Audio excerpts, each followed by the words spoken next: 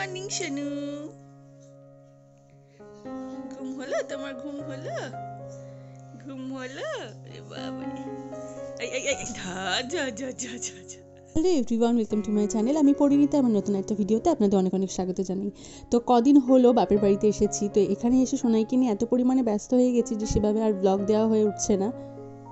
কারণ এখানে আসার পর থেকে সোনাই কাউকেই চিনতে পারছে না, কারোর কাছেই যাচ্ছে না, আমার বাবা মার কাছেও যাচ্ছে না। মানে ওখানে যেহেতু সবাইকে সবসময় দেখে বলে সবার কাছে যায়, এখানে এসে ও অতটা তো এখনও মনে রাখতে পারে না। আর বাড়ি আস্তে আস্তে 2-3 মাস পর পর আসি, ও ভুলে যায়। এবার কারোর কাছেই যাচ্ছে না, তো সেই জন্য সমস্যা হয়েছে। আমি যেখানেই যাচ্ছি না কেন আমাকে ধরে ধরে হাঁটছে, আর আমি কোথাও গেলে একদম কেঁদে একদম ভাসিয়ে দিচ্ছে। এই যে সকালবেলায় আমি গেছিলাম ওয়াশরুমে, আর এই যে দেখুন চোখ মুখ কেঁদে একদম ফুলিয়ে ফেলেছে। আমরা দুজনেই ফ্রেশ হয়ে নিয়েছি, আর তারপরে এখন আমি খাবো আমলকির রস। এর মধ্যে আর অনেক কিছু দিয়ে মা এটা বানায়, আর এটা খেলে কিন্তু অনেক উপকার রয়েছে। তো এটা এখন আমি ঝটপট খেয়ে নেবো আগে। দেখি তোমার মুখটা দেখাও, দেখাও। কাঁদছিলে কেন?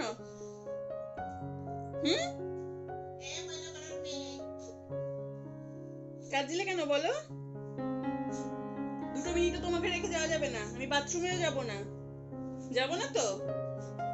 বাড়ি এসেছি প্রায় 7-8 দিন হতে চললো, আর তারপরে সোনাইয়ের অবস্থা দেখুন, একটুখানি বাড়ি যেতে পারবো না। যেখানেই যাবো না কেন এরকম কাঁদতেই থাকবে। আর এই যে সকাল সকাল আমার স্নান হয়ে গেছে, আর এই যে সোনাই বুড়ি দাদুর সাথে এক পত্তন এখন ঘুরে আসা হলো। কি এখন মানু খাবে?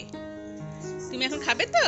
আর এই যে সোনাই আজকে সকালে খাচ্ছে গাজর সেদ্ধ, আলু সেদ্ধ দিয়ে ঘি ভাত। তো এখন ওকে একটা খাওয়াবো।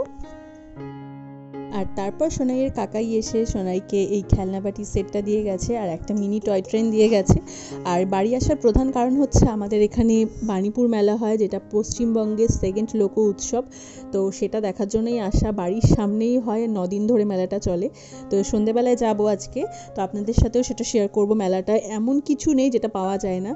তো ব্লগটা দেখতে থাকুন, আশা করি আপনাদের ভালো লাগবে। তো এই যে টয় ট্রেনটা খুলেছি, আর সোনাইটা প্রথমেই আগে গাছটা তুলে নিয়েছে এখান থেকে। তো আমি আগে টয় ট্রেনটা আগে সেট করে নিই, তারপর আপনাদের দেখাচ্ছি। আর এই যে রেল লাইনটা আমার তৈরি করা হয়ে গেছে, আর এরপর চাবি দিয়ে টয় ট্রেনটা ছেড়ে দেবো। সোনাইকে স্নান করিয়ে নেওয়ার পর আমরা চলে এসলাম ছাদে রোদ পোহাতে। নিচে তো একদমই রোদ নেই, আর আজকে যা প্রচন্ড ঠান্ডা পড়েছে, তো সেই জন্য ছাদে এসছে। আর মাই যে মাদুর নিয়ে এসছে, শুয়েই পড়েছে রোদের মধ্যে। দেখ তোমার না কি করছে দিদুন, দিদুনকে ডাক গিয়ে।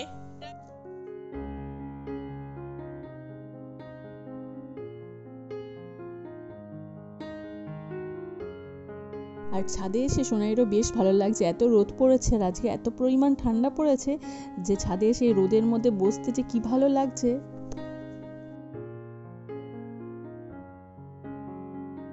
আর এই যে দুপুরে খাওয়ার পর সোনাইকে নিয়ে বাবা একটু যাচ্ছে সামনে ঘুরতে, আর আমি এই কাছে খেয়ে নেবো, কারণ আমার কাছে থাকলেও কাঁদতেই থাকবে, আমাকে ঠিক করে খেতেও দেবে না। তো সেই জন্য বাবা বলে যে চল আমি একটু ঘুরিয়ে নিয়ে আসছি। তো এইখানে বাড়ির সামনে একটা সুবিধা, এখানে নামলে রাস্তা দিয়ে গাড়ি যায়, আর ও সেটা দেখতে বেশ পছন্দ করে। তো বাবা ওই জন্য সামনেটা নিয়ে যাচ্ছে, ওখানে দাঁড়িয়ে দাঁড়িয়ে ও গাড়ি দেখবে, আর সেই ফাঁকে আমি খেয়ে নেবো।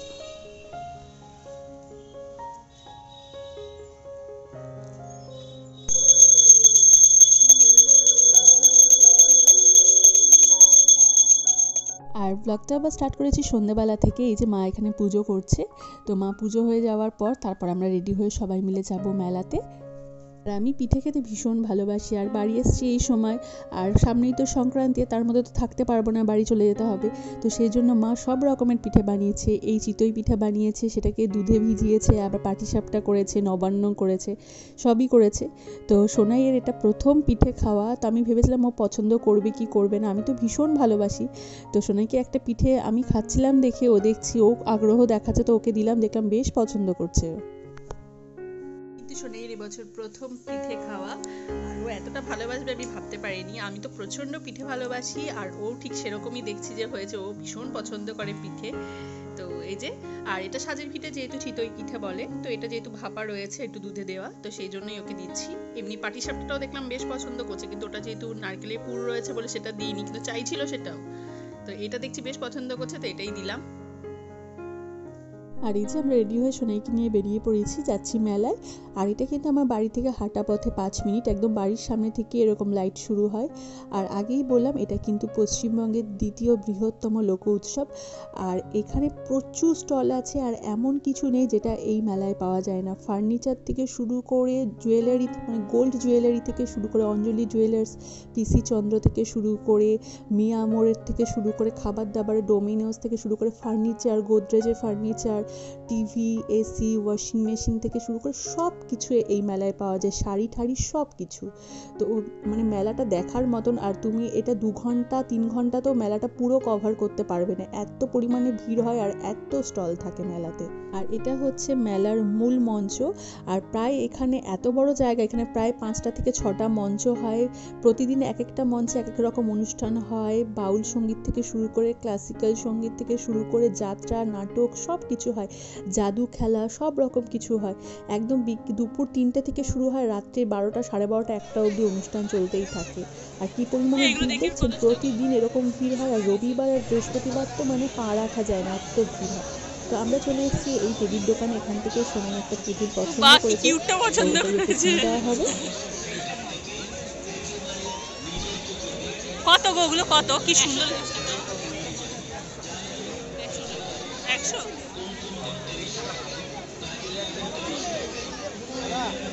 কি নেবে? ঘিয়ে কালারটা নাও নিলে।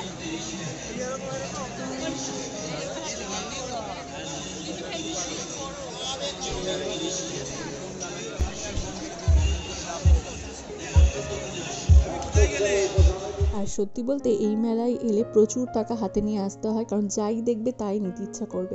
তো আমরা চলে এসেছি কসমেটিকের দোকানে, আমাদের তো এখানে চোখ আটকায়, তো যাই দেখি তাই মনে হয় নিতে থাকি, এত ভাল লাগে। আর এখানে প্রচুর রকমের রাইড আসছে চড়ার জন্য, নাগরদোলা থেকে শুরু করে বিভিন্ন রকমের রাইড আসে।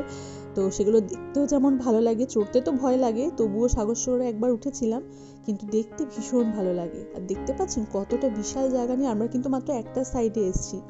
আর এখানে কিন্তু মানে হাতের মানে হস্তশিল্পরও কিন্তু একটা সাইড পুরো রয়েছে, সেখানে সব হাতের জিনিস সব বানানো হয়। তো প্রচুর কাউন্টার আছে, প্রচুর। তো ঘুরতে ঘুরতে আমাদের খিদে পেয়ে গেছিলো, তো আমরা এখান থেকে আগে মোমো নিলাম। আর তারপরে এই নাগরদোল্লা সাইডটা এসেছি, এখানটা দেখুন সুন্দর লাগছে, চারিদিকে ভর্তি নাগরদোল্লা।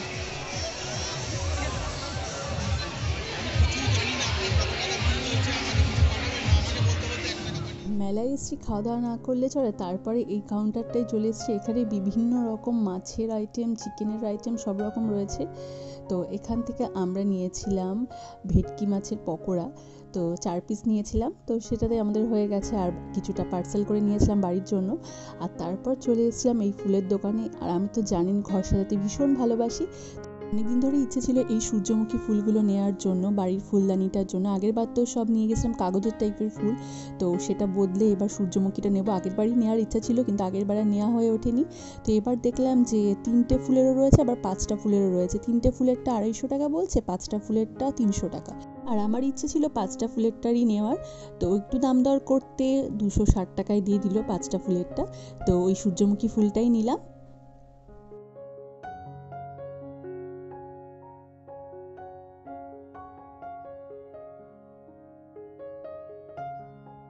তো চলুন আমরা মেলাটা ঘুরতে থাকি। আর আজকের মতো ব্লগটা তাহলে এখানেই শেষ করছি। আজকের ব্লগটা আপনাদের কেমন লাগলো কমেন্টে কিন্তু অবশ্যই জানাবেন।